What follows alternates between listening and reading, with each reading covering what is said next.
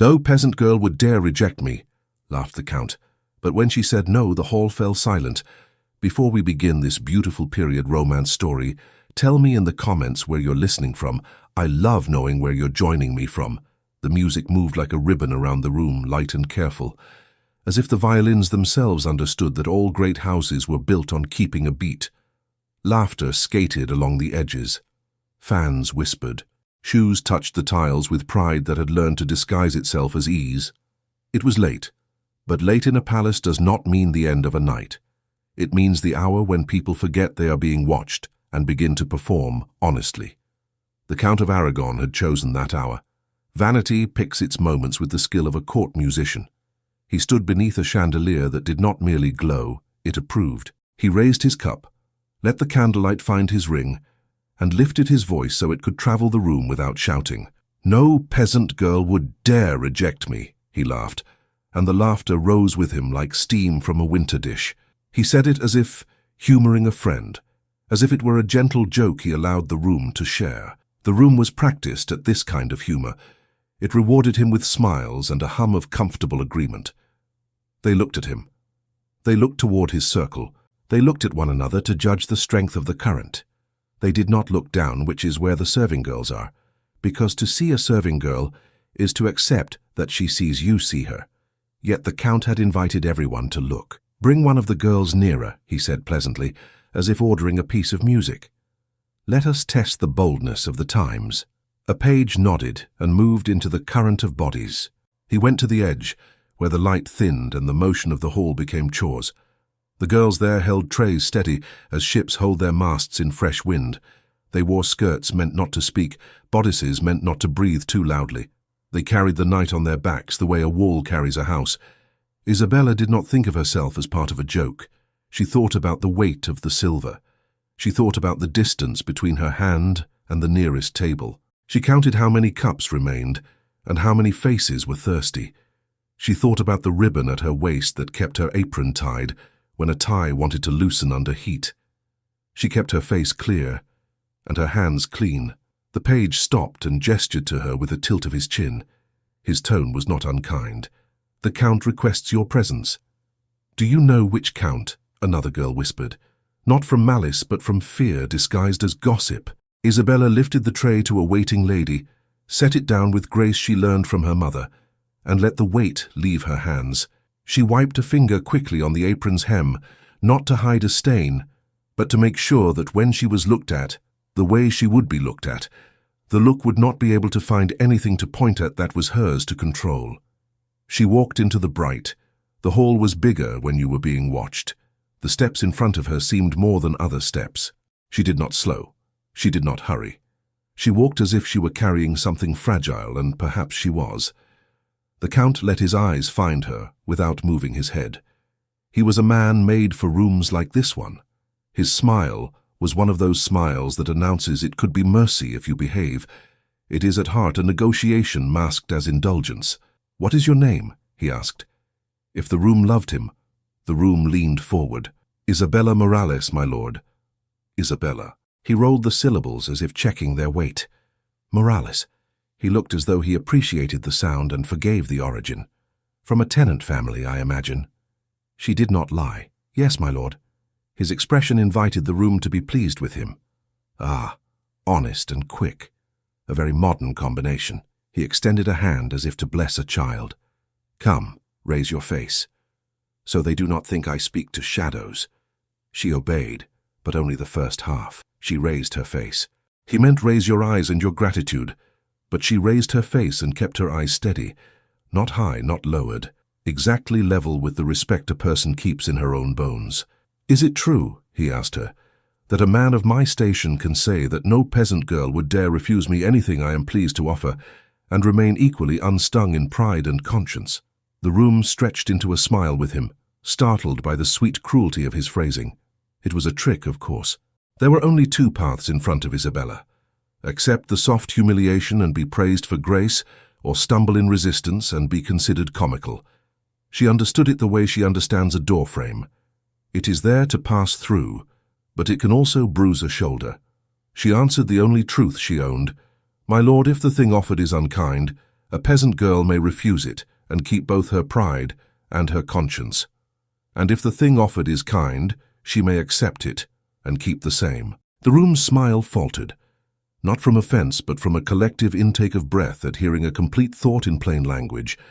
The Count's eyes narrowed very slightly, which is how a man who has always been the host shows that a guest has surprised him.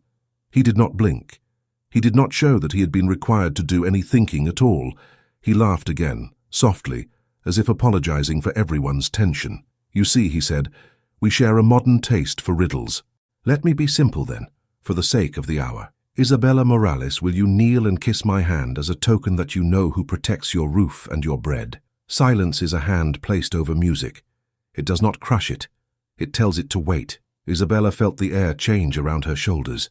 She thought of her mother's hands on the olive press and the way those hands had taught her not to make promises she could not keep. She thought of the ribbon at her waist and the moment every morning when she tied it and told herself that the day could be shaped. No, my lord. It was small. It was clear. It sounded like water poured into a copper cup, the way the note rings and then disappears, leaving you with the proof that something true has weight.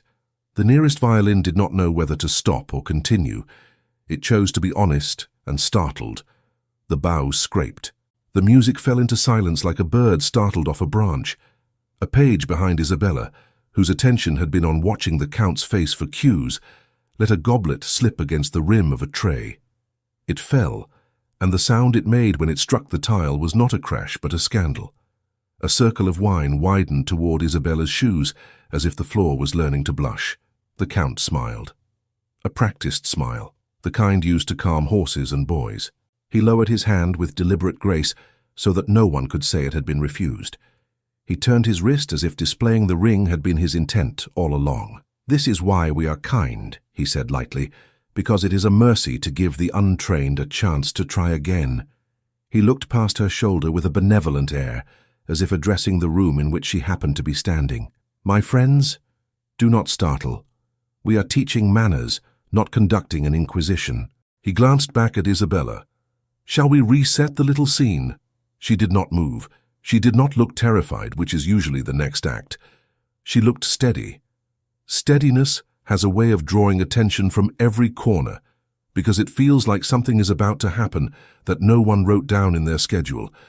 "If you require me to kneel, my lord, I cannot." A soft exhalation moved across the room like a wave. One could hear the cloth of dresses shift as shoulders pressed closer to friends. People who had been happy to borrow the Count's confidence now borrowed each other's. "You cannot?" He sounded not angry but curious, which was worse. "Then instruct me. Perhaps you will teach me something this old house has not yet learned." "I cannot, because kneeling is a thing I would do to ask a blessing, and a blessing is not something you ask from a man who makes a jest of a person's bread." The sentence felt long in her mouth, but she did not remove any of its parts to ease it. Someone coughed. Someone else murmured a prayer in a voice like a secret. Doña Beatriz, a widow who knew how to arrange a room with one lifted eyebrow, turned her fan half closed and said, "Oh dear," softly enough for the nearest 6 people to hear and feel chosen. Don Alvaro de Villena had been at the edge of the circle, attentive but still, because he belonged to a kind of man who survives a court by being the quieter companion in any conversation. He watched Isabella with the same care he had used to watch a line of men in a field, a different kind of weather. He recognized steadiness, the way a man recognizes a road he has walked twice. His hand closed around the stem of his cup. He did not drink. The Count replaced his cup on a nearby table himself, a small display that said he could do what others do and make it look like benevolence. He took a breath as measured as a prayer. "It will amuse you to know," he said to the room, "that I have no wish to embarrass anyone tonight. I will not request this young woman to kneel." He paused just long enough to let generosity build like a tower of cards. "Instead, I ask her to thank me with her eyes. A glance is lighter than a feather. Even a prideful sparrow can afford a feather." Isabella met his gaze. "My gratitude belongs to those who keep their promises, my lord." The word promises carried a strange suggestion. It pressed on the corners of the room where law and custom keep company. It brought to mind leases and oaths. It brought to mind the way a name can be a roof and a debt can be a leak, and how both can be made to work in any weather by a hand that owns the plans. The Count's smile thinned. It did not vanish. It changed from savoring to assessing. He looked not at her, but at the people who were watching him watch her, as if to say, "Whatever happens now happens for you, and you will call it graceful, because I have called it so." He took a napkin from a passing tray and laid it over the spilled wine with the care of a man who knows how to hide stains under good linen. "My house is not made of fear," he said pleasantly. "It is built upon order. If order is a kind of kindness, then I am the kindest man in Toledo." He lifted the napkin to show that the red was kept from traveling. "See? A small measure of attention and the flood behaves."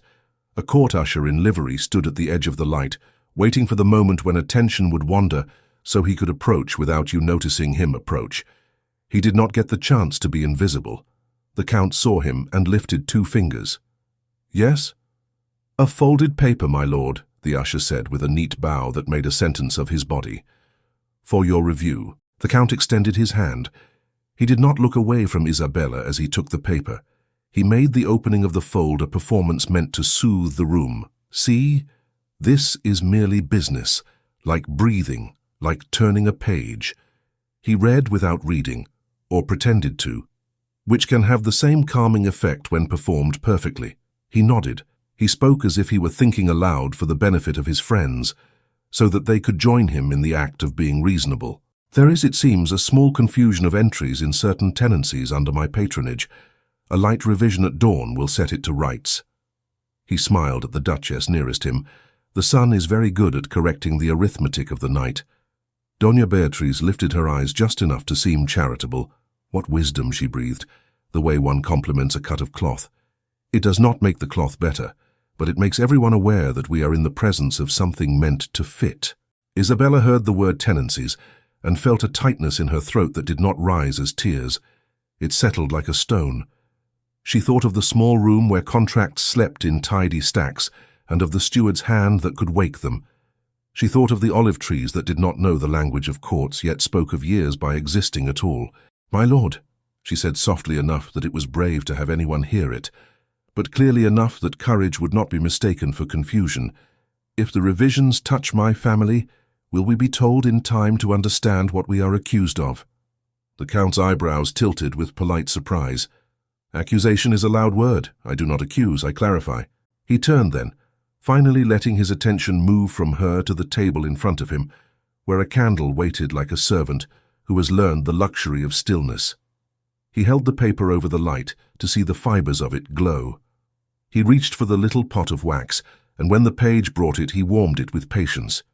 His patience sent the message that this was all simple, boring even, the work of keeping a large kindness intact. The room relaxed a fraction. Some shoulders freed themselves from tension into a posture of admiration. Some mouths prepared to smile again, the kind of smile a person uses to tell themselves that nothing serious ever happens during music. Don Alvaro stepped a little nearer to the edge of the circle, not to intervene, not yet, but to see the page of the world being turned. "You are young," the Count said to Isabella without looking away from the wax. "Youth errs. It is the first duty of age to forgive the theatre of youth." He placed a square of paper under the candle's nose, as if to let it smell approval, and to correct the accounts of the world so that theatre does not become governance. He pressed his signet ring into the melted wax. It was a practiced motion, and the room watched because it had been taught that such motions are sacred when performed by the right hands. He did not lift the ring at once. He let the wax hug it, let the seal take its depth. Several nobles leaned in the way people lean over the shoulder of a painter, to admire work that will soon be displayed on a wall they will claim to love. Doña Beatriz looked at Isabella with a smile that seemed to say, "See how gracefully we are rescued from discomfort when we remember our places." Isabella did not look away. The ribbon at her waist pressed a little against her. She felt it the way you feel your own name when you hear it from across a field on a windy day. You are not sure whether to turn, but your body knows the sound. A few courtiers began to speak again in light threads of conversation, as people do when they have decided that the fragile thing on the table is not going to break. Someone asked someone else about the next dance. Someone laughed the kind of laugh a person uses to blink away a moment and place it in the shelf for later telling. Fray Tomas, who had come as the chaplain, accustomed to moving through all rooms like water, through different vessels, stood near enough to be within the circle of sight and far enough to be overlooked. He watched the ring, he watched the wax. He watched the small ceremony of authority being performed as a remedy to a sentence that was true and had been spoken by a person who did not own a room. The Count took his time.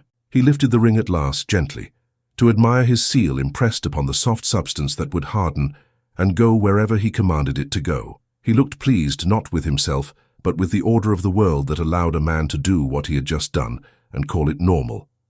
He handed the sealed paper back to the usher with a brief nod. "See that this is taken to the office," he said. "We will be merciful in the morning." The usher bowed. The Count turned the moment into a lesson wrapped in kindness. To the room he said, "Forgive my attention to trifles. A house is kept by 1,000 gentle corrections." He glanced back at Isabella with a smile that was almost paternal. And small errors, if not corrected at once, become habits. Isabella felt heat at the base of her neck. It was not shame. It was a warning bell, the kind carried by shepherds in their pockets, that they shake when fog moves too quickly across a field.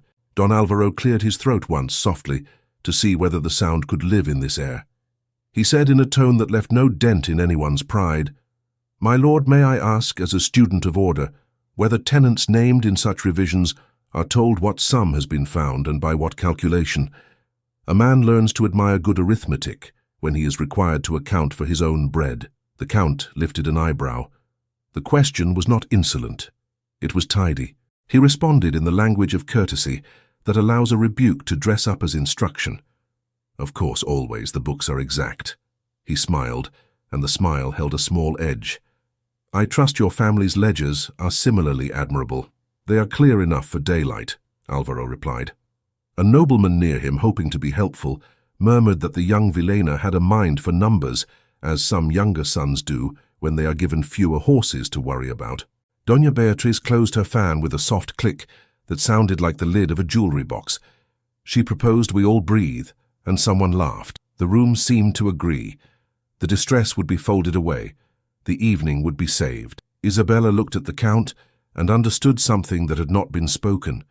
His order had not been about a lesson. It had been about a list. Lists have a way of finding the names they want to find. She could feel her name standing in a doorway somewhere, ready to be chosen as an example of how gently power can place a hand on a shoulder and turn a person to face the wall. She wanted to say something, but there is a moment when words would give the room permission to call you ungracious. She did not want to hand them that word. She kept her jaw quiet. She let her eyes learn. The Count reached again for the sealed paper, as if a thought had occurred that would amuse the room if given a small flourish. He held the seal where the candle could kiss it once more without melting it. He said, with the air of a man proposing a toast that would cost no one anything at all, "We must be so precise, must we not? It would be wicked to threaten what has not been truly found. We must begin with one lease, as a study." Ah, he added a lightness to his tone that made the sentence harmless to those who were not inside it. "We shall review the Morales tenancy first." The seal hardened on the wax. The name Morales was spoken aloud. Dawn came without color, like a promise written in a careful hand. The farmyard woke not with roosters, but with the sound of feet finding shoes in the half-dark, and water poured from jar to basin. Lucia had already folded the cloths, already counted the oil left in the jar, already marked in her mind the small chores that make a day possible. Isabella stepped out with the broom and felt the air taste of stone that had slept. She reached for the gate. A paper touched the wood before her hand did. It had been pinned neatly, as though a man had done it with the same attention he used to fasten his own sleeve. The ink was dry. The words were patient. "Notice of revision," it said, in the language that turns a house into a ledger line. "Arrears discovered under the Morales tenancy. Access to certain privileges shall be reviewed." Lucia did not gasp. She put her palm flat to the page as if warmth could soften letters. Isabella read without moving her lips, because reading aloud would make the words belong to the air, and the air did not deserve them. "This is not the way," Lucia said quietly, "the way one points out that a bowl has been set where a bowl will be knocked. It should have been a visit, a conversation. If there was confusion, A man would have come to explain. The paper does not explain, Isabella said, because paper cannot listen. She wanted to take it down to save her mother from looking at it every time she crossed the gate, but she knew better than to deny what would not be denied. She traced the seal with the tip of her finger. The wax had taken the ring deeply. It was proud of itself. "We will go to market," Lucia said. "The steward must be there. He will talk when he is among people." Market felt like a place where the world remembered itself. Stalls, voices, the old argument between price and need. On days when money was thin, kindness became a currency, and most people had some to spend. Isabella tied her apron with the red ribbon that had belonged to her grandmother. It had a bit of a shine left in it if you looked from an angle. She told herself it was only a ribbon, not an omen. They walked the familiar road, not fast. When your roof has been touched on paper, it does not fall in an hour. The olive trees along the path stood like elders who did not speak unless asked. The city was awake in its own way, with shutters raised like eyelids and doorsteps swept in strokes that pushed away yesterday. The steward stood under the awning of a cloth seller, because stewards know how to borrow shade and position. He saw them. He saw the paper in their posture. He arranged his face into a form of sympathy that did not require action. "Good morning, Doña Lucia," he said, because she was a woman of years, and to the girl a nod, because girls are expected to make bows with their presence. Lovely day for oranges. He fingered a fruit that was not his, to show he was untroubled. "Sir?" Lucia said, and the word sir was a straight line, no bend in it. "There is a notice upon our gate." He smiled the way a man smiles when a child shows him a broken toy. "Ah, those. Routine, I assure you. The Count is only keeping good accounts. It is a health for all when sums are correct. Sometimes in the keeping of lands, small errors accumulate like dust." He made a brushing gesture with his fingers, polite dusting. "What error?" Isabella asked. The steward tilted his head as if thinking about whether the sun would warm the day by noon. A matter of measures on the press, perhaps, or a tithe delivered on a day different from the day recorded. "We must not make a festival of it. Bring your questions in writing, and the office will be pleased to schedule a review." A man at the neighboring stall pretended not to listen, as people do when they wish to be kind and cannot find a way to be brave. A woman buying onions reached for extra coins, then changed her mind because pity must be secret if it wishes to be useful. Isabella felt the ribbon at her waist press into her fingers where she had tucked the knot. She thought of the night at the palace and the laugh that had tried to make her ribs into a cage. She said with a courtesy that did not borrow anything from fear, "May we see the ledger where the error appears and the hand that wrote it?" The steward's smile held. "The ledgers are kept correct," he said, as if that were the same as saying they could be seen. "We cannot open them in the market as if they were fruit. There is an order to things." He looked at the people nearby, inviting them to agree that order is the name of what protects them from chaos. Doña Beatriz appeared as though she had risen from the shade itself, a figure who knows exactly how big her outline is in the eyes of others. She carried no basket. She carried attention.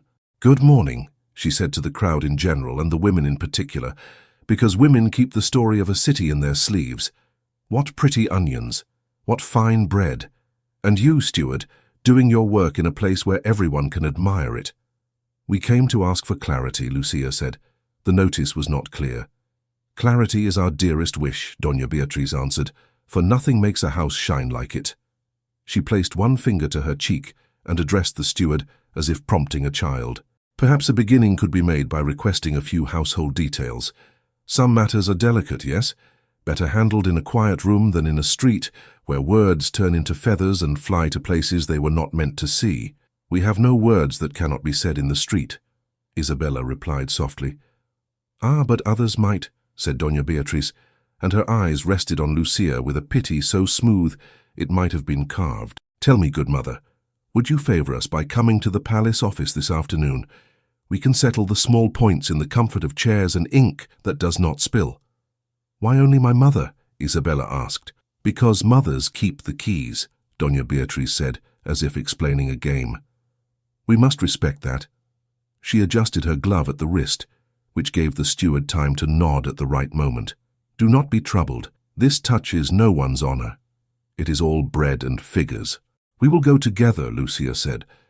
"The office sometimes finds it easier to speak with one voice," Doña Beatriz replied, in the tone that says this is consideration, not constraint. "Too many voices make music. We are not in a hall." She smiled at the market women so that their kindness would become her audience. A murmur moved through the stalls. People rearranged their hands, their baskets, their gazes. Suspicion stands around improvisations like a fence. A child tugged at his mother's sleeve, asking for a fig. The mother said no without looking, because she was counting the meaning inside a polite suggestion. Don Alvaro stepped from the far side of the bread seller's table, where he had been choosing loaves by weight, not glaze. He had listened without pretending otherwise. He bowed to Lucia as to a lady of a house, then to Isabella as to a witness whose word he would respect in a chamber. "Steward," he said, his tone carrying an ordinary courtesy, "when such notices are posted, is it not usual to note the sum alleged and the rule under which the sum was calculated?" The steward smiled at him as one smiles at a helpful nephew. "Of course, in the fullness of time, the office will provide all that is needed." "And the hearing before the corregidor," Alvaro continued, still mild, "is it not also customary when a tenancy is questioned, so that both sides can place their figures and their recollections where a bench can see them?" Doña Beatriz's fan opened like a lily. How diligent our young men are, always attentive to forms. She tilted the fan to hide the lower half of her face as if she needed shade for her thoughts. "The bench is attentive when the matter is large. When the matter is small, we kindly spare the bench the burden." "The bench is not burdened by justice," Alvaro said, and whoever was near enough to hear him straightened a little, because the sentence held a weight that asked to be carried well. "It is strengthened by practice.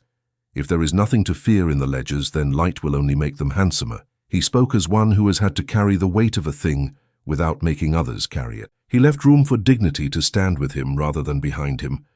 Isabella looked at him and felt her breath settle.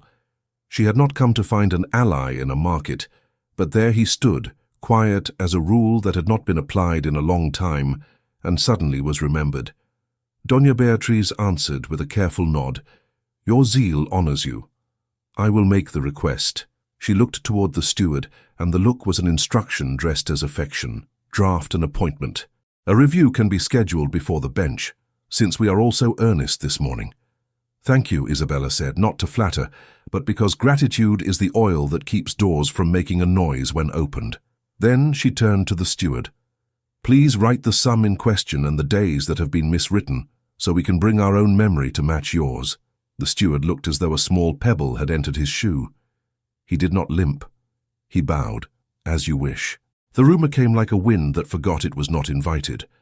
It traveled from mouth to ear across the market, with the speed that only simple fictions own. A girl was heard to have taken a cup at the feast, a cup of wine not meant for her hand, perhaps two. Perhaps she sang a little. The story grew plumage. It was offered and accepted because it saved those who had cheered the count from the trouble of thinking. Isabella heard it without being told. Rumor has a way of turning heads in a certain rhythm, and she knew that rhythm. She took a breath that did not tremble, and she steadied the tray on a nearby stall, though she was not carrying anything. She stepped into the path of the spreading tale and spoke as one speaks to a neighbor leaning on a fence. "I did not take a cup." A plump man selling olives lifted both hands as if to say he had not accused. "No one said you did. We only wondered." "Wondering is a kind of building," she replied. "It uses material it did not pay for." The market fell quiet for a beat, because the sentence had the sound of a proverb, without the furniture of one. Doña Beatriz touched the steward's sleeve lightly. She arranged her smile the way a seamstress pinches fabric to try a pattern. "We must be gentle with words," she told the heir.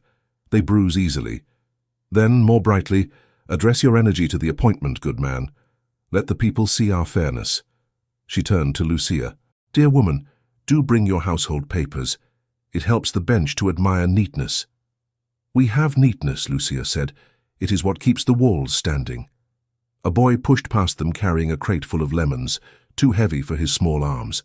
The corner of the crate caught the edge of Isabella's apron, just where the red ribbon made its knot. The ribbon pulled. It tore. The sound was thin, but the sound mattered. She put a hand to it, not out of vanity, but because a ribbon is a promise to yourself that you are tied to what you have chosen. She held the torn piece in her fingers. The rest of the ribbon still held her apron, crooked now. She could have let it fall. She chose not to. "Keep it," Lucia said gently, "not as a relic, as a reminder." Isabella folded the torn piece and slipped it into her palm. She felt the smallness of it, the way a person feels the weight of a coin and knows what bread it could become if used wisely. Don Alvaro had watched the crate with the attention of someone who has carried his share of things that did not fit the shape of his hands. He turned to the boy. "That is heavy. Do you have help?" "My cousin is ill," the boy said, as if explanation made strength possible. He lifted his chin. "I will walk with you to the next turn," Alvaro said.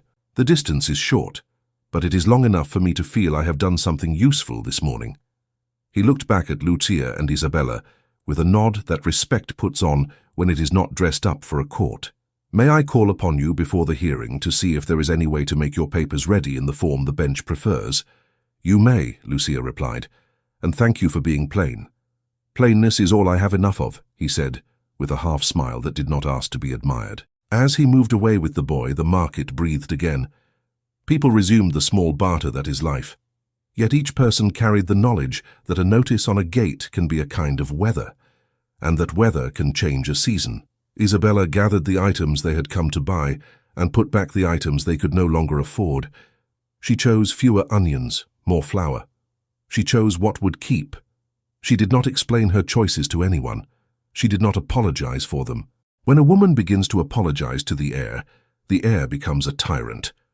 On the way home, they stopped at the parish door. Fray Tomas was there, as he often was on market mornings, speaking to a pair of old men about the price of candles and the way sore knees make a person notice the holiness of benches. He saw Lucia. He saw Isabella.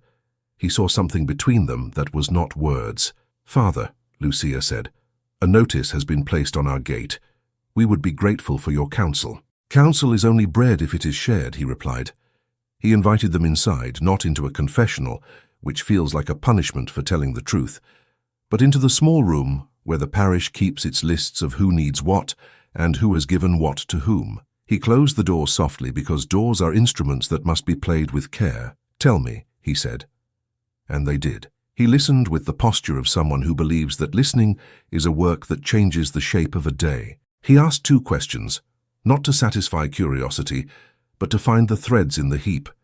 When they had finished, he said, "The bench may see what the bench is shown.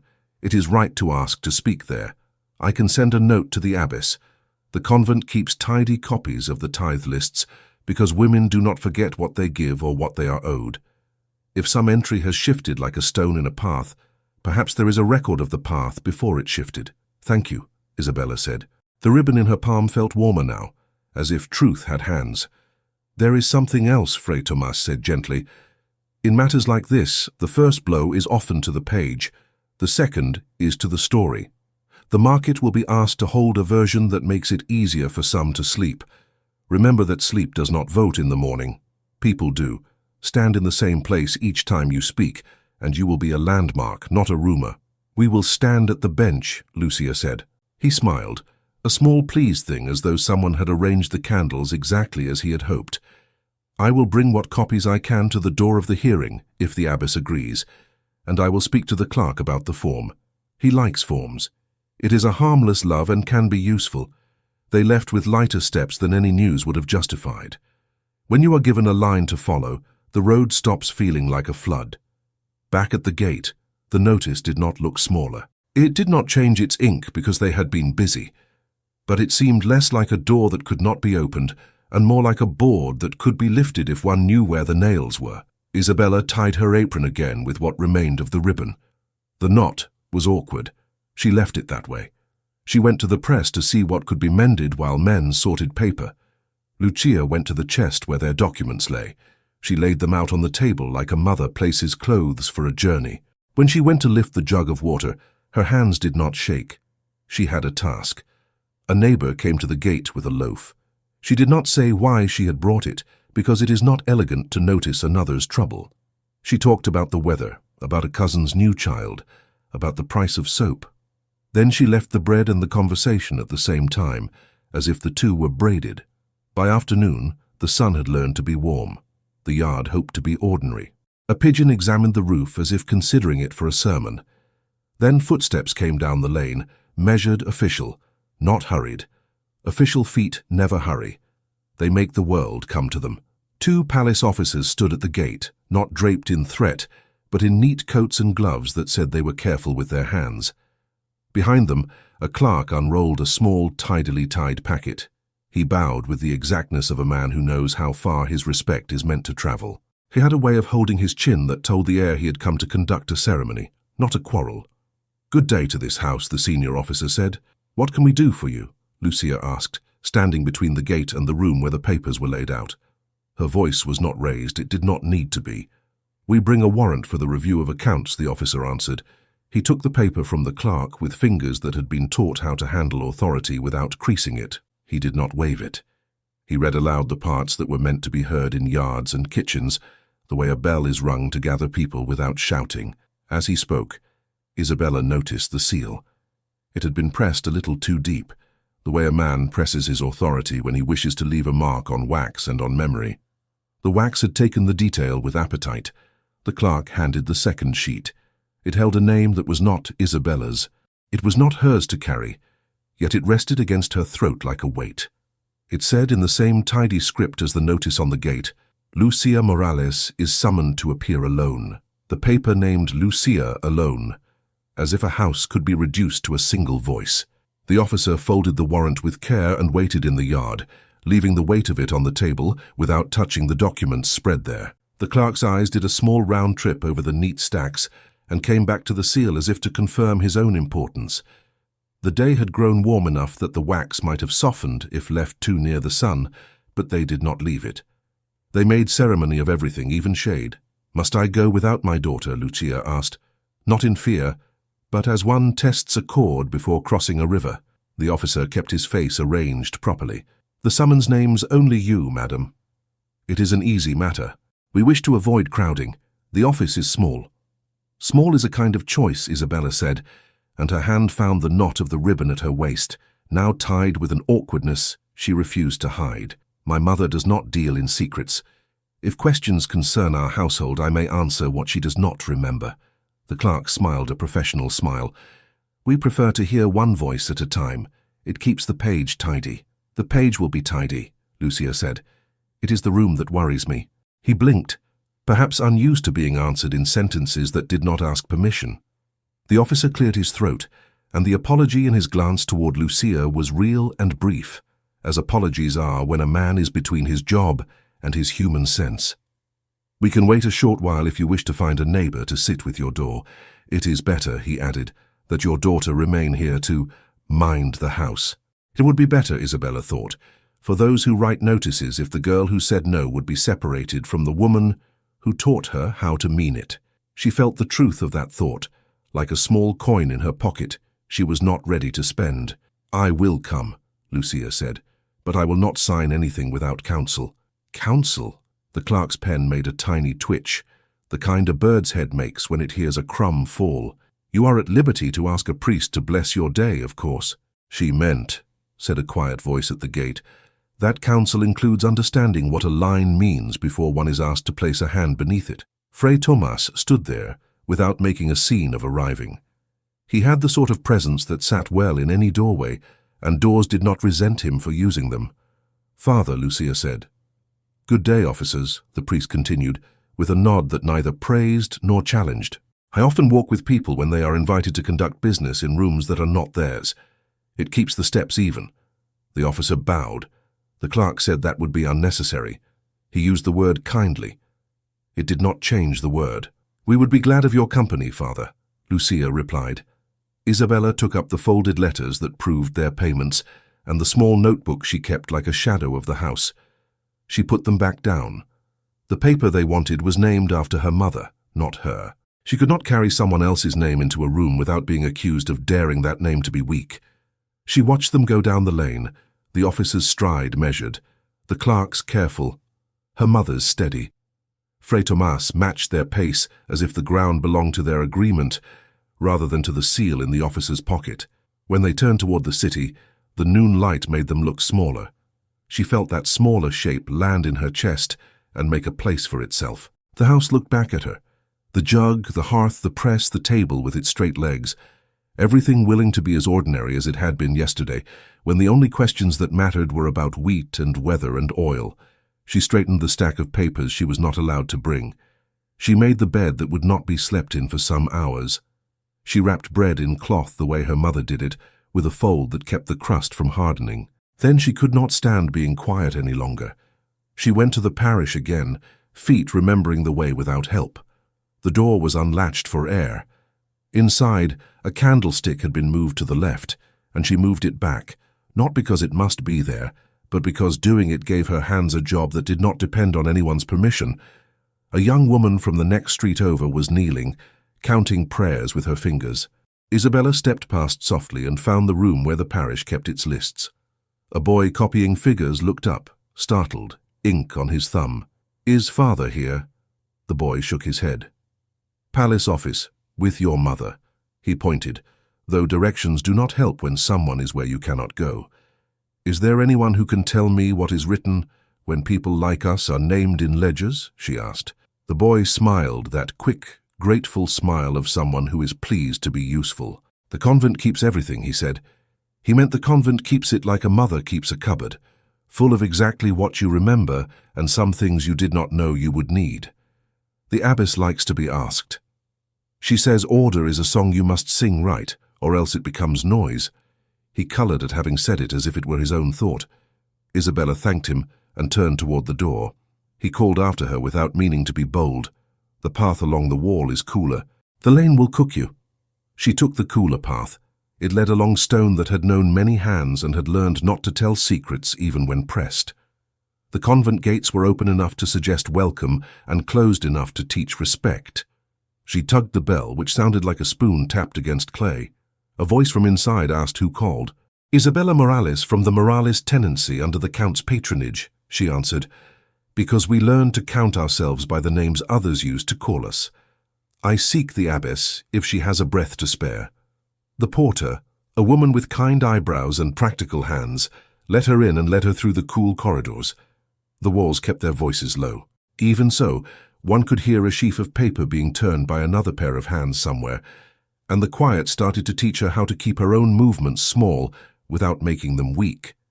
The abbess was a woman whose face had grown into her office, not stern, not soft, set like a seal that had been pressed correctly. She greeted Isabella by standing, which erases many differences before one word is spoken. "Father Tomas sent word your house might knock," she said, as if messages could walk ahead of their senders.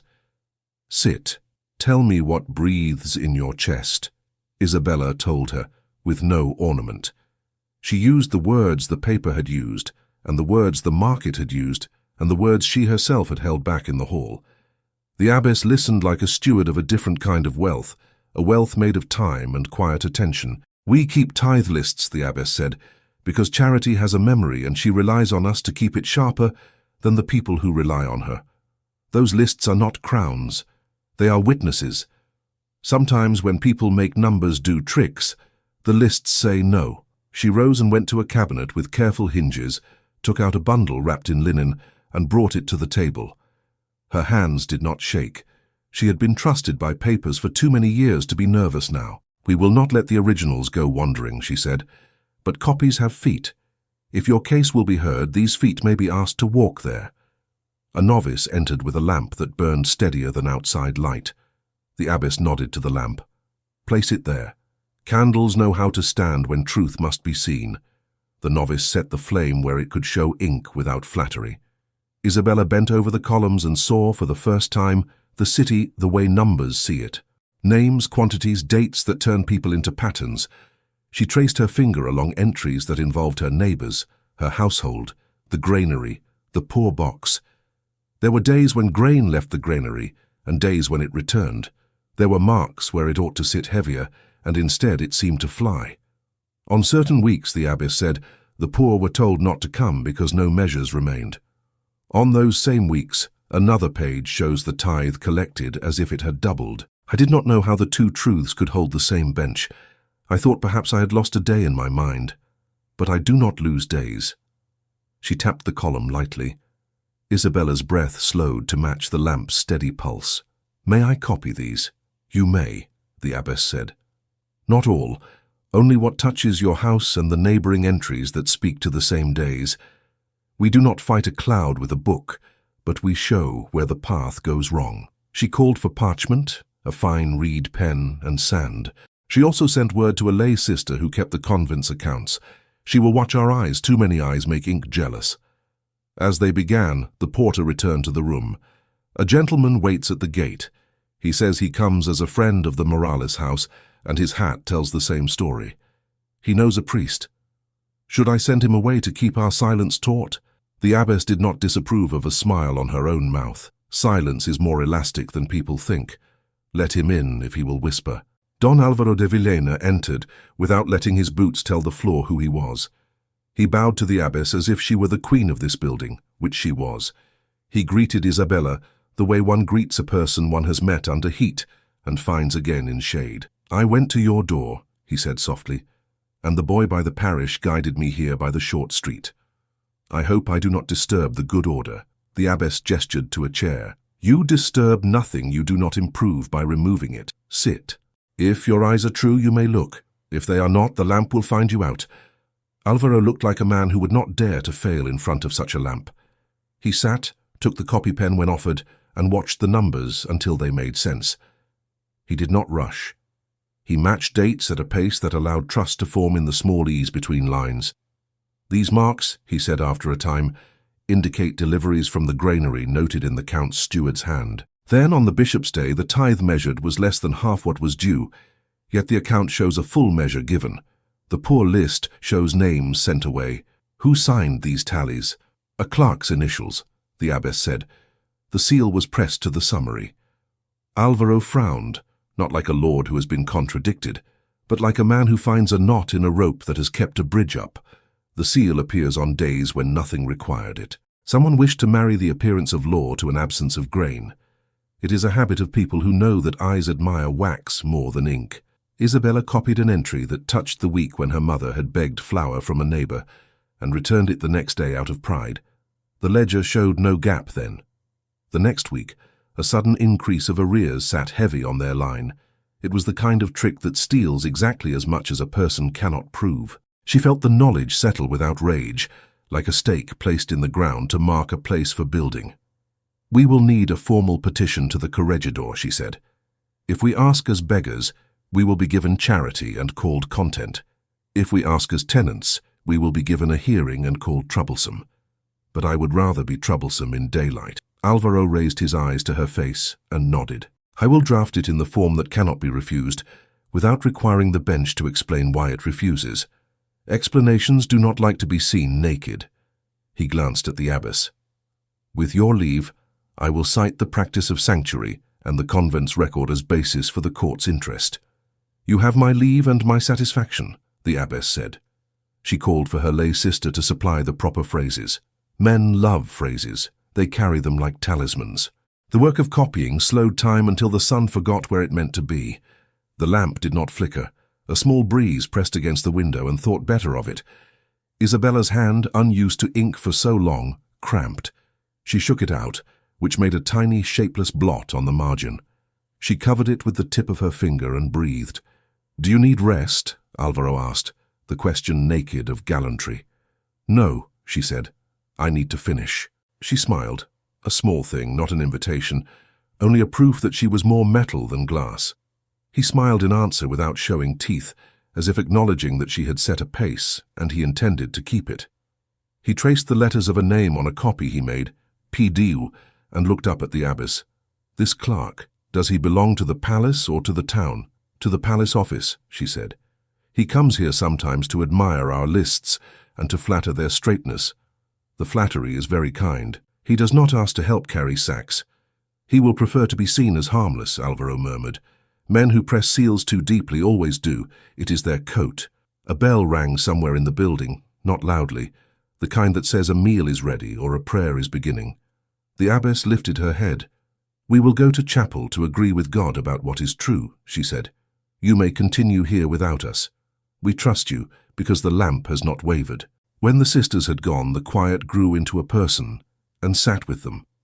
Isabella dipped the pen and the scratch sounded like slow rain. She remembered to sprinkle sand to settle the ink. She thought of her mother in a small chair under a large window at the palace office, and wanted to be a door standing between her and anything that wished to press her thin. Alvaro set aside the copy he had just made and looked at her hand. "May I bind your fingers for a moment with linen? It will help the ache to behave. A soldier taught me that ink is a kind of work that also blisters." She extended her hand. He wrapped the linen with the practice of someone who has bound other people without making their pain louder. His fingers were warm, not important. He tied the end neatly so it would not hinder the pen. "There. I claim no genius in knots, but this one will not mock you." "Thank you," she said. She wanted to mention the night at the palace, not to create a romance from a courtesy, but to name the fact that he had chosen to stand where people could see him and not took advantage of being invisible. She did not speak of it. She dipped the pen and continued. When the abbess returned, she brought with her a small plate with figs and almonds. "You will not carry a straight line if you are faint," she said. "Eat. Truth is not helped by hunger." They ate as people do whose minds are elsewhere. The sugar in the figs made the ink smell sweeter. The almonds put a little strength in their fingers. The abbess cut a fig for herself, then for Isabella, and then for Alvaro, the opposite of the order the city expected. He noticed. He did not preen. He accepted the lesson. A slow step sounded in the corridor. It was not the quick foot of the porter, nor the light foot of the novice. It was a man who has chosen to walk without announcing himself, and cannot escape the seriousness in his own heels. Doña Beatrice's voice preceded her by a breath, instructing the air to compose itself. She entered, not shy of the threshold. "Sister," she said, and her nod acknowledged the abbess's authority, even while her eyes tried to place a rope around it. "I have come to ensure we are not wasting anyone's goodwill. A hearing may not be necessary if we speak calmly." The abbess gestured to a chair. "Calm is the only language we speak." Isabella kept her gaze on the page, the way one looks at a river to avoid noticing who stands on the far bank. She finished the line, sanded it, and lifted her hand. Doña Beatriz observed the copies. How industrious. She smiled to include everyone. And how unfortunate. Papers have a way of thinking they are important simply because they exist. She helped herself to a fig without asking, a little test. She chewed politely and then continued. "There is a tone one may use before a bench that makes the bench kinder. I hope you will choose it. Softness invites softness. Is softness the tone that was used when the notice named only my mother?" Isabella asked without raising her voice. "Or the tone that spoke my name in the hall and asked for my gratitude as a public entertainment?" The fan opened with a sound like a breath swallowed the wrong way. "My dear," the Count was making light of a heavy moment. "We all must sometimes rescue a room." "I do not wish to be a room that needs rescuing," Isabella said. Alvaro placed his copy aside and folded his hands. "Doña Beatriz, if the bench is to do nothing, let it be because we were mistaken, not because we were quiet." He turned his head by a degree toward Isabella. "She will not be less plain because a lady politely asks her to be quieter. Neither will I." Doña Beatriz's smile gathered itself at the corners. "Men are sometimes forgiven for being plain," she said. "Women less so." The abbess set her fig down. "Women are forgiven for being right when they have their papers in order." She lifted a sheaf with precise fingers. "And perhaps when their cause is blessed." The doorframe collected the moment the way a stick gathers a spider's web, a pause that asked everyone to name themselves. Then Doña Beatriz stood. "I will not be the villain in this story," she said lightly, "to no one in particular and to everyone at once. I will ensure the request for a hearing is delivered." She touched the copies with a fingertip that came back clean. "Be wise when you speak. The bench likes its food chopped small." She left before anyone could place another sentence on her shoulders. The porter's steps resumed their quickness, as if relieved to be allowed to be themselves again. The abbess exhaled through her nose, the only sign that temper is not a quality God removed from her when she took her vows. She looked at Isabella, then at Alvaro. "You are both correct to stand the way you stand. Now we give the city's habit a chance to behave." Alvaro reached for the petition draft he had begun, sharpened his reed, and wrote the salutation as neat as a man who believes letters should carry respect without kneeling. He included the convent's roll. He included the habit of the office to press seals too often. He asked not for mercy but for method. The light shifted. The lamp held steady. The copies accumulated to a slim stack that felt like a wall when held properly. They reviewed the dates once more and agreed on what they did not know, so that they would not be surprised into saying more than they believed. When there was nothing left to add that would not be decoration, they set the pen down. "What will your mother be told?" the abbess asked. "What suits the seals," Isabella said, "that she is trouble, that her daughter is worse, that we are careless with accounts and bold with words." She kept her tone even. She would not dress worry in drama. A soft knock at the outer door sounded like the last sentence of a letter. The porter appeared with a folded note. "From the palace office," she said, "for sister or for the young woman. It did not know which of you was more dangerous." The abbess took it, broke the wax and read. Her face did not change. She passed it to Isabella. The script praised Lucia's cooperation and requested her signature on a prepared correction at dawn. It promised leniency for promptness and confusion for delay. It advised her not to involve herself in legal matters beyond her understanding, as that would only embarrass her. Isabella inhaled. The breath touched the place inside her, where her ribbon lay folded. She tucked the note under the copies and looked at Alvaro. He held her gaze and did not hurry to speak for her. She found her voice without help. "We will see the bench." "You will," the abbess agreed. She called for the porter. "Send a boy to the corregidor's office with our letter. Ask for the clerk who disdains messy petitions. He will prefer ours. He likes ink that shapes itself." The boy, who had ink on his thumb earlier, appeared as if called by his own future. He took the letters carefully, tucked them into a leather folder, and looked like a colt who had just been told he would run for a purpose other than his own delight. He left, steps eager, then corrected himself, and walked with dignity because he had seen it done. Waiting grew long legs and sat down again. The sun moved to the other side of the courtyard. The lamp continued to insist on steadiness. A bell marked the hour when the city begins to smell of suppers. The abbess's lay sister shuffled one set of papers and put them to bed. The porter came and went. No one talked about outcomes.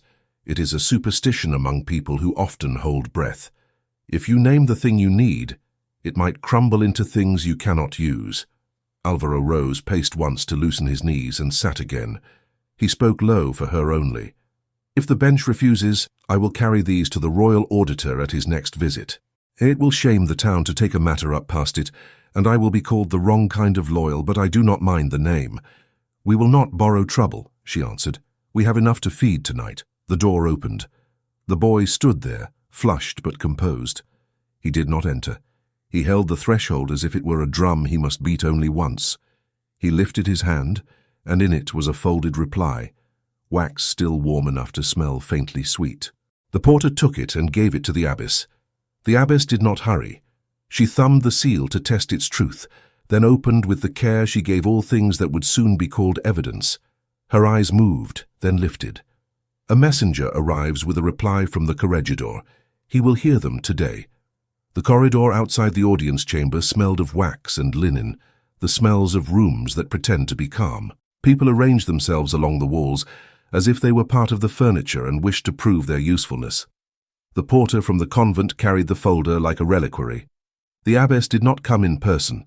Her letter came in her stead, sealed with the modest stamp of her office and the authority of years. Isabella stood with her mother and Fray Tomas.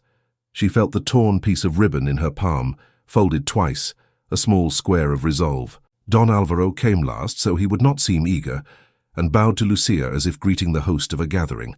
He spoke low to Isabella. "The petitions are in the form the bench prefers. No flourish, exact names, dates that do not argue among themselves." "Thank you," she said. Her voice did not know how to be smaller than the truth it carried.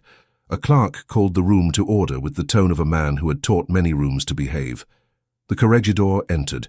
He was not magnificent. He was spare, careful, the sort of man whose chair made sense under him. He took his seat and looked around at the people, not past them.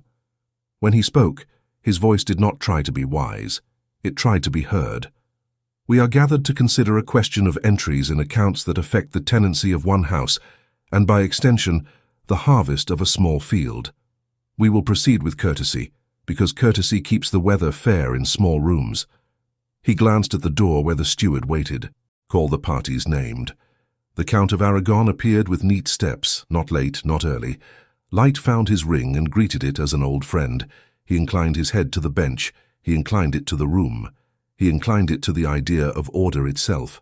He was accompanied by Doña Beatriz, whose fan rested closed. A sword in a sheath that would never be drawn, because it was too well known to require drawing. Behind them stood a clerk, with a face people forget on purpose. Lucia and Isabella entered together. They did not whisper as they passed through the doorway. Whispering makes witnesses sound like rumors. They stood where they were told to stand and did not ask to sit. The corregidor signaled. Begin with the office. The palace clerk stepped forward and made a small bow to the bench. He spoke as if he had memorized his words, which he had.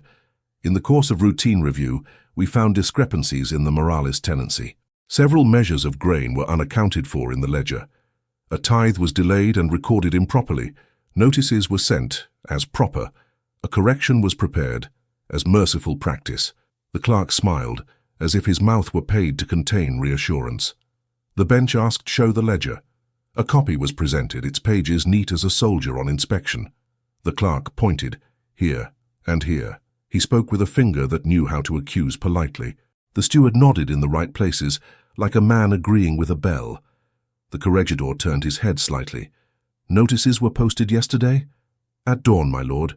And the hearing today? At your command. The corregidor did not reward obedience. He turned to Isabella. Does this house have something to place before the bench? We do, she replied. We have copies from the convent's tithe lists for the weeks in question. We have our own record of deliveries and returns. We have the name of a carter who took grain on days when the poor were told not to come.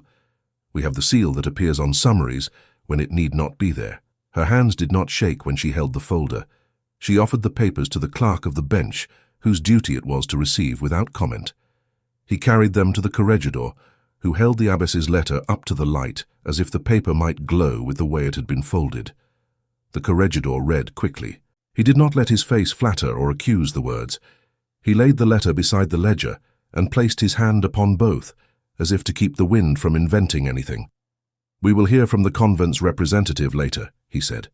For now, tell me what your copies show that the palace ledger does not. Isabella did not make a speech. She made a path. She pointed to dates the way a person points to stones that keep a traveller's feet out of water.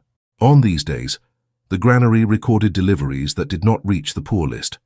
On these days, the poor list shows names crossed out. On this day, our tithe was weighed, and the measure reads whole, yet the summary claims only a half measure supplied and a half measure owing, which was then put as arrears upon our line the following week. She paused. The seal appears on the summary. It does not appear on the daily entry. The seal belongs to one ring. The room listened like a child told a story that might have a wolf but has not yet been introduced to it. Eyes moved from the paper to the ring on the Count's hand. The Count's smile did not vanish. It adjusted itself, the way a gentleman adjusts his cuffs when the weather changes. The steward was called to speak. He did so with the energy of a man who trusts routine to carry him across a thin bridge. We have many entries. We are only human. Errors occur, especially among the poor, who do not often bring their sums to the office in a neat hand. We correct those errors as kind men do. He said kind men as if the words were mutually affectionate. Kindness does not appear as arrears on a woman's door, said the corregidor not unkindly, and the steward's mouth closed like a purse. Call the carter, the bench said. A man entered who had learned to carry weight with his shoulders and to place it down without noise. He was given his place. He spoke in few words, because carting teaches a rhythm that does not fit fancy. He described the route he took on the days named. He described the empty return on days when the lists told the poor not to come. He described the man who signed for the deliveries and the late hour at which he signed. His voice did not try to be bigger than itself. "Do you know the seal?" asked the bench. "No, my lord. I know the hand that makes me wait. It is the hand that keeps the wax close and the grain farther." He stepped back. He was relieved not to be asked to be a hero. He had performed a simpler act, being precise.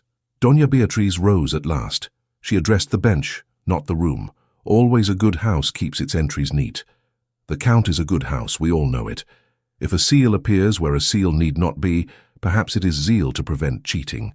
Fashion has lately made insolence appear smarter than obedience. I hope we resist that fashion here. Her voice rested on words like obedience as if on cushions. Isabella looked at her, and for a heartbeat thought of the night at the palace when the goblet broke, and the Count's laughter tried to glue it back with etiquette. She did not speak to Doña Beatriz. She spoke to the bench. We do not ask to shame a house. We ask to keep our own. If the entries were true, there would be no need for seals pressed so deep that the wax remembers the ring better than the ink remembers the grain. The corregidor shifted the papers for a clearer view. He turned to Fray Thomas. "Father, your parish has dealings with the convent lists? We do. The poor come to us when the convent's door is too far. We measure our candles. We count our crumbs. We can tell when a number is wearing a borrowed coat." The weeks named by the young woman felt thin. Bread came back to be blessed twice because it had been promised once and then taken. The bench nodded. He raised a hand to the palace clerk. "Who pressed these seals?" The clerk spread his fingers as if to show they were clean. "The Count's ring was used, my lord, when summaries were prepared. It is custom." "Custom is a cloak that fits many shoulders," the bench replied. He leaned toward the Count. "My lord, you wish to speak." The Count did not rush. He never did. He let the air wait for him. Then he rose with the sort of gravity that assures a room it has not wasted its time. "The Count of Aragon is always at the service of order," he began. "If entries were made that confused charity with arrears, it is regrettable." He allowed the word regrettable to soften the edges of everything else. "My house holds the poor in stewardship. No one will be turned out on a whim." He looked at Isabella with generous detachment. "If this young woman has stirred us to more careful keeping of sums, then let us reward her with a better balance. But let us not turn a lesson into a spectacle."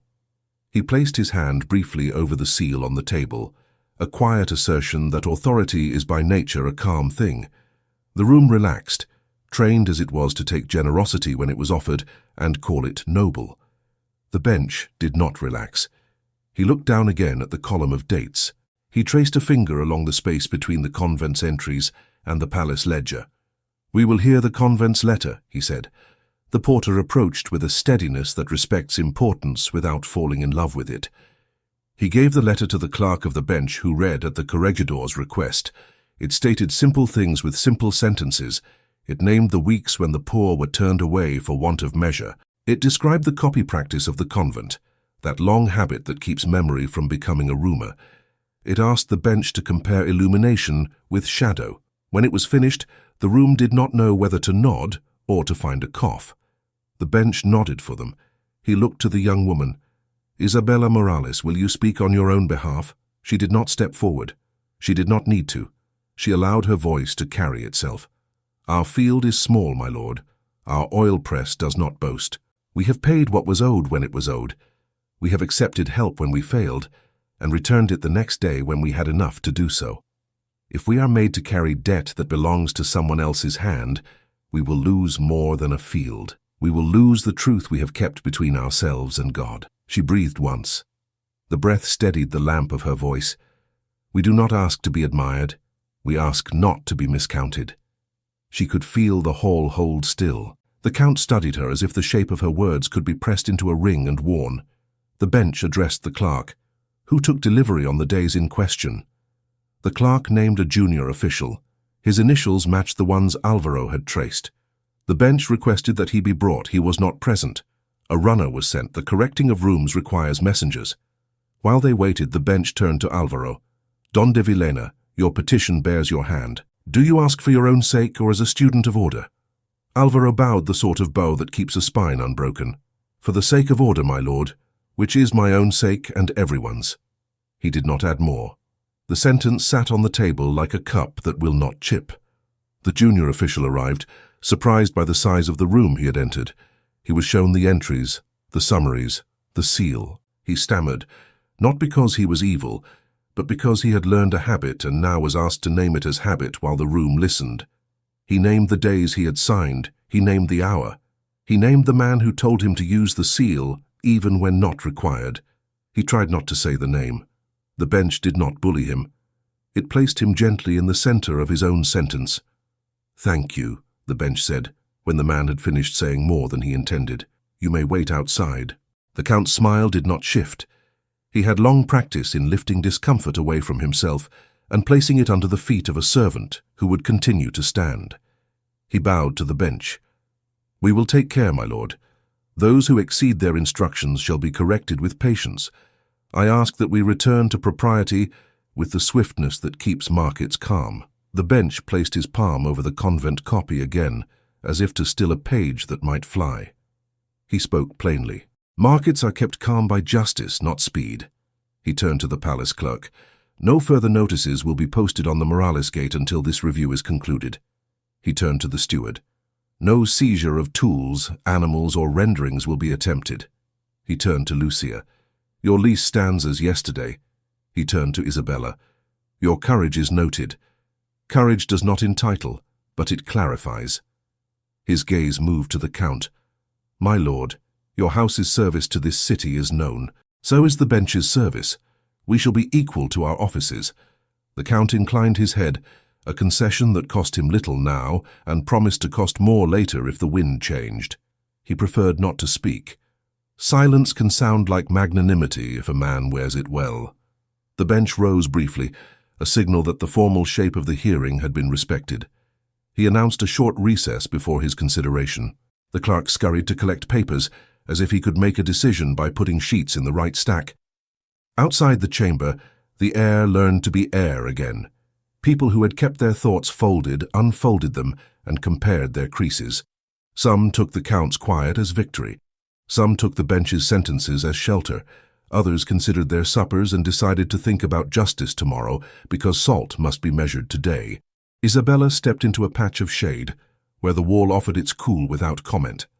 She leaned there not to rest, but to feel the stone answer her back. Lucia stood beside her. The older woman's face had not changed throughout the hearing. It changed now very slightly, the edges softening as if the muscles had asked for water and been given it.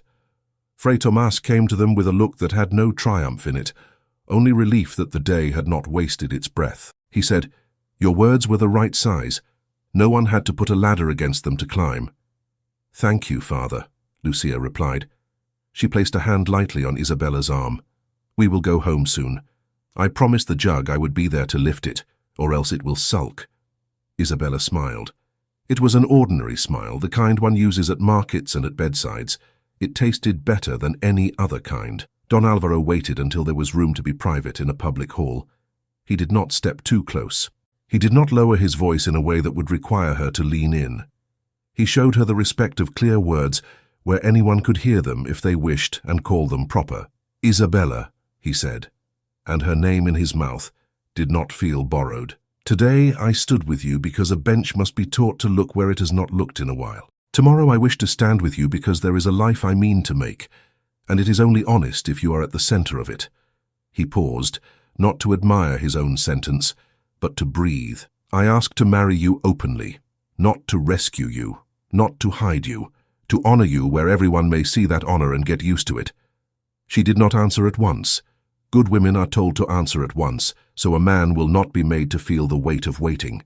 She allowed the weight to exist. It is good for words to be heavy long enough to know if they will break what is underneath them. She looked at Lucia. Her mother's eyes were kind. They were not surprised. "Do you know what is being asked of you by their eyes?" Isabella asked him, tilting her head toward the door where the Count's crest had passed. "They will say you could have wed comfort, and you chose a stone you must carry. They will say you took pity and called it love." "Let them name things wrongly," he said. "Names learn better when they are put to work. My comfort does not interest me. My honor does.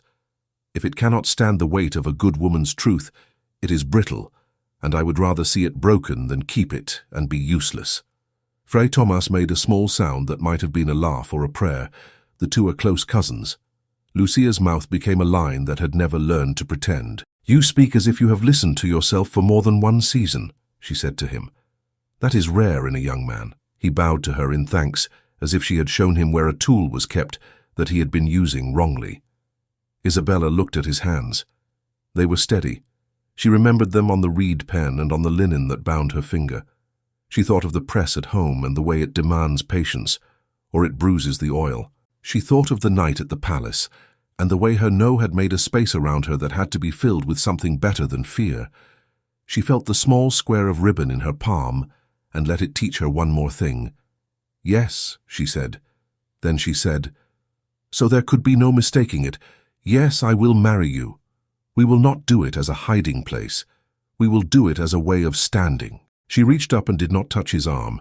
Not there in the hall, but she let her eyes rest on his in that still way that is not a glance and not a challenge, only a keeping. He did not take her hand in that corridor. He took a ring from his own finger, the signet that made him himself when paper asked for proof. He turned it once in his palm, then closed her fingers around it, shielded by the fold of her ribbon so the world would not mistake his meaning and make a sentence of it before the bench had made its own. "Keep this for me," he said. "Not as a pledge of debt, but as a trust open to the air. What is mine will not lose its name, because you hold it." She felt the metal's warmth where his skin had left it. She did not look at the crest. She looked at the weight. She thought, a ring is a circle, but sometimes it is a straight line between two people. She nodded. "I will keep it. I will return it when we stand before a priest and make the room bigger by speaking two names together."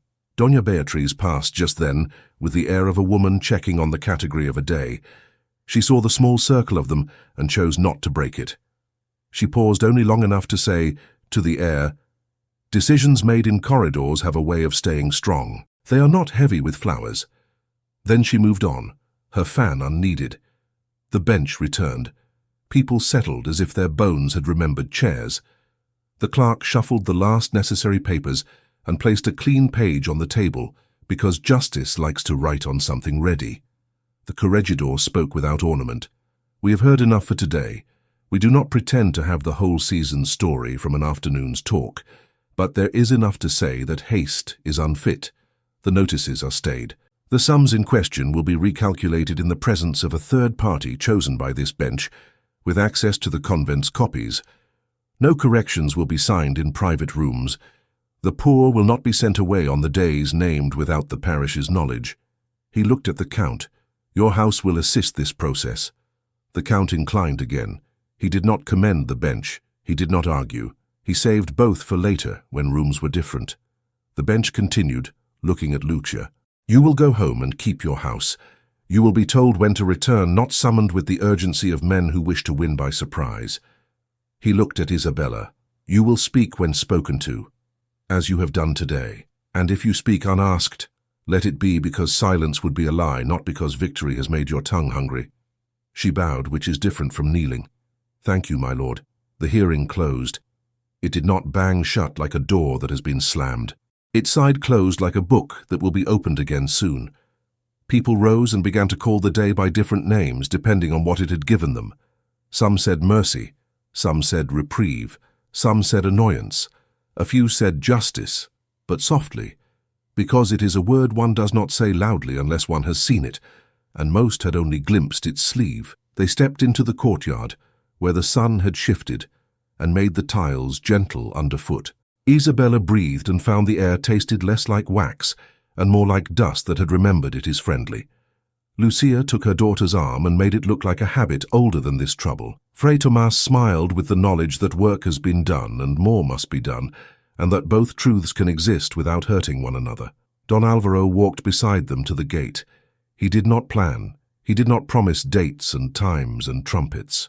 He said only, "I will speak with the abbess and with the clerk the bench will appoint. We will keep the numbers from learning new tricks. When you are ready to speak to the priest, send a word through the boy with ink on his thumb. He will be proud to carry such a message." "We will," Lucia said. Her voice had a softness in it now, not the softness others had asked for in the hall, but the softness that wraps a loaf so it stays bread and does not become stone. They went home by the short street where the walls know how to keep secrets without making them. At their gate, the notice was still there. It had not climbed down by itself. No one had performed that act of courtesy. The seal looked less terrible in the afternoon. Its edge had lost a little of its bite to the sun. Isabella did not tear it down. She placed her palm flat upon it and pressed lightly, as if to remind it that a hand can meet a seal and not be burned. She tied her apron with what remained of the ribbon and laughed at the knot when it refused to be pretty. Lucia lifted the jug and found it agreeable. The press stood there, accepting the light like any piece of honest work does. Inside, in a small box where she kept little items that held years in them, Isabella placed the torn square of ribbon and the signet ring together. The metal looked no prouder than the cloth. The cloth looked no humbler than the metal. She closed the lid. She did not lock it. She did not need to. Evening came with small tasks that do not ask for a court's opinion. Bread cut, oil poured. A blessing said, without making a show of it. When they ate, they did not talk about titles. They talked about the field and the neighbor with the cough, and the way the cat had begun to prefer the fence to the stoop. It felt like victory. It felt like rest. As the first stars made their slow guesses about where to sit, a boy tapped on the gate. He brought a folded note with the bench's seal and the parish's hand. It named the hour for the recalculation of sums and the person chosen to oversee it. It asked that Lucia bring her papers. It advised her to bring her daughter, because memory lives in more than one head. "We will go," Lucia said. "We will go," Isabella echoed. When the boy left, Isabella stood at the door and looked out at the road that had brought them to the hall and brought them home again. She could still hear the Count's laughter from that night, like a distant instrument that had not learned the tune. It sounded different now. It sounded like something made of air and habit. It sounded like something that would fade if no one clapped. She turned back into the house. She untied her apron and smoothed it on the peg, crooked knot and all. She went to the small box and touched the lid once, just to feel the line of where it met the base, a seam now holding two small promises. Then she blew out the lamp and let the dark be kind. Morning arrived as if it had been taught to walk softly. The yard felt steady. Even the notice on the gate seemed to know it would soon be taken down, not by anger, but by a hand set to right things. Isabella woke before the bell in her chest. She watched light spill over the press and knew what kind of day it wished to be. A day that decided something and left the decision standing. The recalculation was set in the council room of the town hall, a room that did not pretend to be grand. The table had ink stains like old bruises that no longer hurt. The corregidor sat with the patience of someone who had learned that sums take their time to reveal their temper. Beside him stood a third party, a man of small voice and precise fingers, chosen by the bench. On the other side, the palace clerk stacked his papers as if stacking them could make them truer. Doña Beatriz hovered in black silk, like a friendly shadow that knew where to fall. The Count did not attend that morning. His steward did, and the steward's eyes were the kind that look everywhere but inside themselves. Lucia placed her household papers on the table. She did not spread them wide. She made a neat line of days and measures. Isabella stood at her shoulder and set down the convent copies, the abbess's seal, quiet and present. Don Alvaro stood a step behind them, hands at his sides, not on the table, not on a sword he did not carry, his presence the kind of support that does not crowd. The third party cleared his throat. "We will proceed entry by entry." He took the palace ledger first. He did not distrust it. He did not worship it. He read it as if it were a story that might have forgotten a chapter, and then he reached for the convent sheets and asked them to remind the story of itself. He matched dates the way one matches a stitch in a hem, firm, invisible, exact. On the first week in question, he said, "The palace ledger shows a full tithe collected and a half measure supplied to the poor. The convent lists show the poor sent away." He looked up, not to accuse, but to invite explanation. The steward smiled a tired smile. Perhaps the poor did not need that day. "The parish register," said the third party, "shows 3 children named in need." He did not soften those 3 into something else. He let them be the weight in his sentence. The steward's eyelids lowered to half-mast. He nodded, as if to say he would consider the possibility that hunger had made a mistake by arriving on the wrong day. On the second week, the palace ledger shows an arrear placed upon the Morales line equal to the measure missing from the poor list. A seal appears on the summary. The third party turned the page. "The seal is the Count's." The clerk said custom. The third party said habit. He did not say more. He circled the dates in pencil so light the marks looked like the idea of a circle rather than its command. By the third week, the pattern had learned to repeat itself with less shame. The table collected these facts like drops of water until a small pool formed that reflected every face leaning over it. It reflected a house that kept itself.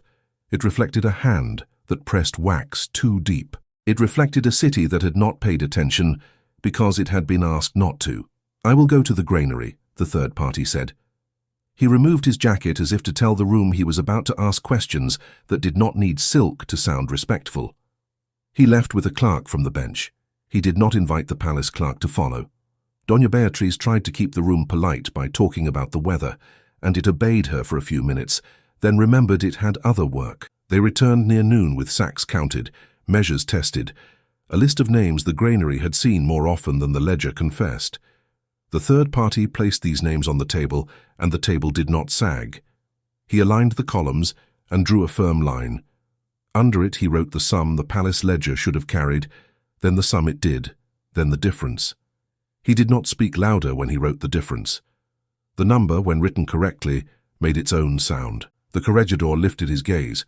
It was not sharp. It was steady. He ruled that the arrears were void. The Morales tenancy stood clean. He asked the steward to approach.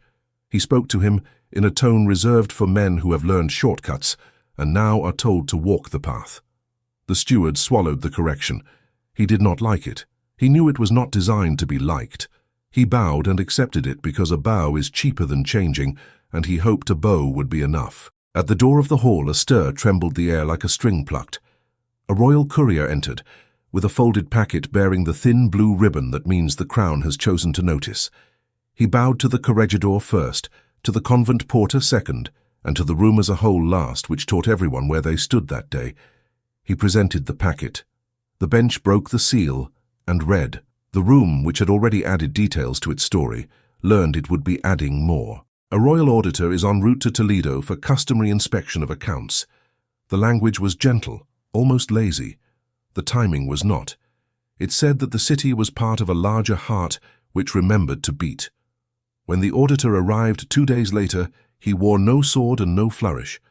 He carried only a ledger of his own and a pair of eyes that liked numbers to tell the same truth twice. He sat where the corregidor had sat, and the corregidor stood beside him like a man relieved to share the weight of a wall. The count attended then, because when the crown's ribbon decorates a table, one does not send a steward in one's place. The auditor did not ask many questions. The few he did were the kind that leave no room for fancy. Who decided to press the seal to summaries? Who instructed the junior official to delay certain pages until after dusk? Why were the poor turned away on days when the grain moved twice? He spared no one, not because he wished to hurt them, but because his habit did not make exceptions for titles or tenderness. He called for the convent copies, the parish notes, the carter's route. He compared hands the way a gardener compares leaves, not to accuse the tree of being itself, but to see what season it thinks it is. The room learned a lesson about the kind of justice that is not theatrical. It is boring, and in its boredom is its courage. At the end, the auditor wrote 3 orders. The first voided all arrears built on the misapplied seal and returned small coin where small coin had been taken. The second removed certain privileges of local enforcement from the count's household until an independent keeper could be appointed. He used the word pause. The third required that the poor list be posted each week in the square, in a hand large enough for old eyes. He signed these orders with the same pen he had used to make notes, and stood without ceremony. In that standing, the room rose in its own estimation, for it had been arranged by something larger than itself, and had not broken. The count received these orders with a bow that did not bend deeper than his pride could tolerate. He spoke a sentence designed to be carried to dinner tables that evening. My house prefers accuracy to the appearance of ease. If our habits require amendment, we will be pleased to be better. It was a sentence that would read well on a wall if carved. He left without looking for Isabella's eyes. He did not wish to discover he had nothing left to say to them. On the square, after the auditor had gone, and the official ink had dried enough to travel without smearing, the notice on the Morales gate came down. It did not resist. Paper does not argue with fingers that have learned their own authority. The seal flaked in the sun as if it had never been wax. Lucia folded the notice and set it on the table for burning later. She was not sentimental about such trophies. Isabella touched the place on the wood where the paper had been. It felt like any gate. It felt like a door that belonged to its hinge again. Neighbors came not in procession, but in errands that ended near their yard. They asked to borrow a cup of flour and brought back a cup of stories. They praised the bench in the way people praise a roof when it holds, and the rain is still far off. Some laid a hand on Isabella's arm and did not ask permission to do it. Their touch was the city's way of telling itself what it had seen. She accepted the touch the way one accepts weather, grateful, a little surprised. Don Alvaro did not choose that hour to speak of vows. He lifted sacks, counted measures, and said nothing grand. He had decided that work said the right things if a man listened. At dusk, after the last neighbor had wandered home and the yard had accepted its own quiet, he asked Isabella to walk to the chapel with him. He did not ask the question as a test. He asked it as you ask a person if they would like to see the moon from the hill they have always called theirs. She said yes with a calm that made the air itself feel useful. Lucia wiped her hands and tied her shawl. Fray Tomas joined them at the gate, not as a herald, as a friend. They walked the short road in ordinary shoes, and the stones underfoot did not try to be symbolic. They were stones, good at their job. The chapel smelled of beeswax and thyme sprigs, tucked by someone's pious hand into cracks long ago. The abbess waited near the small altar, her face unadorned by triumph. She had set 2 candles where the light knew how to behave. A handful of sisters had gathered, their voices quiet even in silence. A boy with ink on his thumb tried to stand very straight. He had not yet learned that straightness is a kind of ease, not strain. Alvaro and Isabella stood before the altar without a procession, without a chorus. They spoke their names clearly, the way a person introduces themselves to a stranger on a road where they mean to walk together for a long time. When it came time for the question, Alvaro did not add phrases. He did not decorate. "I take you," he said, and the words made a sound like water poured into a clay cup. She answered with, "I take you," and the cup received it. Fray Tomas blessed them with hands that had blessed things more ordinary and found them holy. Alvaro reached for the signet she had kept. He did not take it back as property. He received it as a gift, returned with interest. He slid it onto her smallest finger, first as a game, then shook his head and moved it to a ribbon the abbess had ready. The ribbon was red, repaired. The torn piece had been braided into a longer strip by steady hands the evening before. He tied the ring at the base of the ribbon and knotted it lightly around Isabella's wrist. "There," he said, "is where our promise sits until the day we choose a simpler band." The room smiled, because a man who understands the difference between a promise and a display is rare.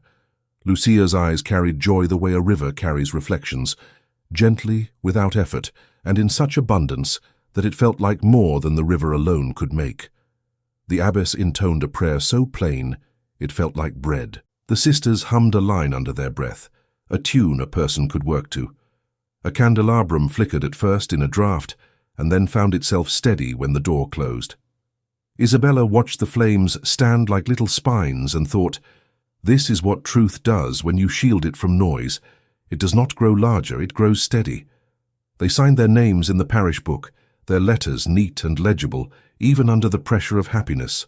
The boy with ink on his thumb blew the sand too hard and smeared his own name. He laughed and wiped it, and everyone decided the page was better for the smudge. Joy will do that. It will humanize a record. On the way out, a vendor from the market, the olive man with the cool jokes and the warm eyes, met them at the door with a clay cup. He had not meant to be there at that hour. He had heard news while closing up his stall and had walked it like a parcel that needed delivering now. He held the cup out to Isabella. "For your house," he said. "Not because you asked for anything, but because sometimes a thing that breaks in a palace deserves to be replaced with something that will not shatter when a floor is cold." She took it and felt in it the opposite of the goblet that had exploded at her feet that night. The clay was unadorned and earnest. She turned it in her hands and thought it felt like a good word spoken once, correctly. "Thank you," she said. She did not promise never to break it. She promised only to use it well. The city took their marriage into its mouth and found it tasted fine. A few people said quickly that they had always expected such a match. Memory will paint its own triumphs on walls where it did not stand. A few others were silent because they had spent their coin on a different story. The market, which must remain practical, cared more that measures were right, and that the poor list bore names in letters large enough for mothers to see. The Count left Toledo for a season, called to court to discuss the meaning of habits and the cost of being careless with them. He did not leave in disgrace, people like him seldom do. He left with a polite urgency that taught everyone what to say, that he was attending to matters larger than the city's small sums. In the vacuum, the steward learned a new way to hold a pen, and the junior official learned that the weight of a seal is nothing compared to the weight of a room watching your hand. At home, Isabella and Alvaro learned the art of ordinary. They rose early because wheat does not respect late mornings. They argued softly about whether to plant more beans or more barley, a dispute that taught them to match tempers to the size of the thing at hand. They counted coins together without hiding their wants from each other. He taught her a soldier's knot that holds and lets go when asked. She taught him that a knot is only as good as the rope it binds and the purpose it serves. He brought her small parcels of new seed. She gave him a line from a poem her mother had liked, the one about work making hymns out of hands. They went to the auditor's posting of results the following week. It was not a celebration. It was a list. It named houses restored to 0. It named houses returned a measure. It named a clerk moved to a new position where wax would not tempt him. People read their names and felt their spines answer. Isabella looked for the word Morales and found it twice, once in the column of arrears voided, once in the column of thanks sent to the convent for copies. She let both settle in her like a stone warms in a palm. She wore her ribbon in her hair on market days now, not to show off, but because the knot remembered something and she wanted to remember it with it. The signet on the ribbon at her wrist tapped softly against her pulse as she counted olives. People glanced and then let their eyes move on. They had learned that this story did not require them to create any more decoration. It needed only to be lived. One evening, when the heat was kind and the air had stopped being busy, they lit a candelabrum on the table and sat without talking for a while. The light did what it always does when asked to be helpful. It stood. No draught harried it. No hand passed too close. Isabella looked across the table at Alvaro and felt that quiet stretch and fit like good cloth. He reached for the clay cup, filled it, and placed it in her hands. "Drink," he said, and she did, and the cup trusted her. "We did not win a war," she said. "We learned to refuse a small lie until it revealed the larger one behind it." He nodded. "Sometimes, honor is nothing more than counting in front of people until the numbers line up, and everyone can see that they do." She leaned across the table, not to be dramatic but to be near. He did not meet her halfway like a man trying to perform his part. He let her set the distance, which is its own kind of tenderness. Their hands found each other and rested there, not for show, for comfort. The ribbon brushed the back of his fingers. He smiled and turned his hand so that the signet's circle touched his skin. The old habit of sealing had become a new habit of joining. Lucia watched them from the doorway with the satisfaction of someone who has planted a tree and lived to see it shade a yard. Fray Tomas came by later with a loaf and a story about a boy who had learned to pronounce a long word and would not stop practicing it on anyone who passed. They laughed in the short way happy people do, and then they grew quiet again in a way that did not feel like absence. It felt like enough. At the next market day, a stranger asked Isabella if the story they had heard was true, that she had said no to a man whose yes had always been the only answer needed. She thought for a moment and answered the stranger with kindness. "I said no to being made small for the sake of a joke. The rest of it was practice." The stranger nodded as if given bread. He bought oil. He went away less curious and more certain. As seasons moved, the field learned their names the way fields learn the hands that tend them. The press turned with a sound that sounded like prayer, if one had ears for such things. The parish book added new lines. Births, deaths, marriages. It began to feel like a tapestry, and Isabella found her thread in it easily. She never sought to be the brightest color. She preferred to be a line that held. The night of their first anniversary, they went back to the palace, not as guests of the Count who was away and not as servants. The city had arranged a dance to mend a season of tightness. The hall had the same light, the same corners. A musician's bow caught a string, and the note wandered up to the canopy like a small bird. Isabella stood where she had stood that night when the goblet broke. She felt no sting in her skin. She heard no cruel laughter in memory. She lifted her chin the way a woman does when the world has learned to see at least part of what she is made of. Alvaro came to her side with simple delight. "Dance with me," he said. "On this floor, in this light, with no lesson being taught to anyone." They danced. Not because music requires it, but because joy does. Their steps were not perfect. They did not need to be. They had learned to love a life that prized steadiness over flourish. People watched them and felt a small kind of envy that did not pinch, because it came with a map anyone could follow. Be honest, be brave, be together, be kind. As the evening ended, a servant passed with goblets on a tray. One wobbled, caught a lip, and would have fallen if not for Isabella's quick hand. She steadied it. The servant blinked in gratitude, and she smiled and put it firm on its circle on the tray. The moment passed with no sound. A broken thing had learned not to break because someone had been taught to hold it. They walked home under stars that knew their own names. The night did not feel like a curtain. It felt like a road. At their door, Lucia had left the lamp burning, and the window cracked to let in air that had remembered the river. They drank from the clay cup and set it down. The flame stood steady. Words did not need to be said to teach the moment what it was. If anyone had asked Isabella to speak to the room again, to the world even, she would have said this and only this. Titles are not promises. They are costumes. A promise is two hands holding the same task.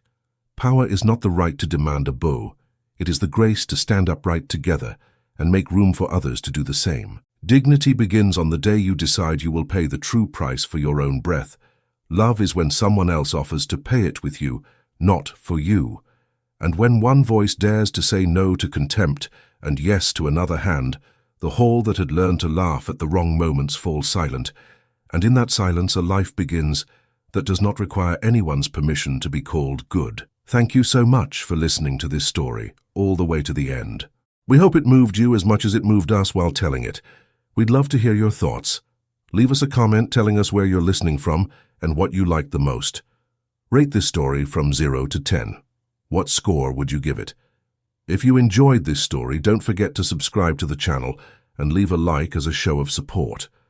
That really motivates us to keep creating and sharing more stories full of emotion and life lessons. And before we go, we want to remind you that an exciting and heartwarming story recommendation will appear on the final screen. If you'd like to enjoy it, just click on the video. Thank you once again for being here, and we'll see you in the next story.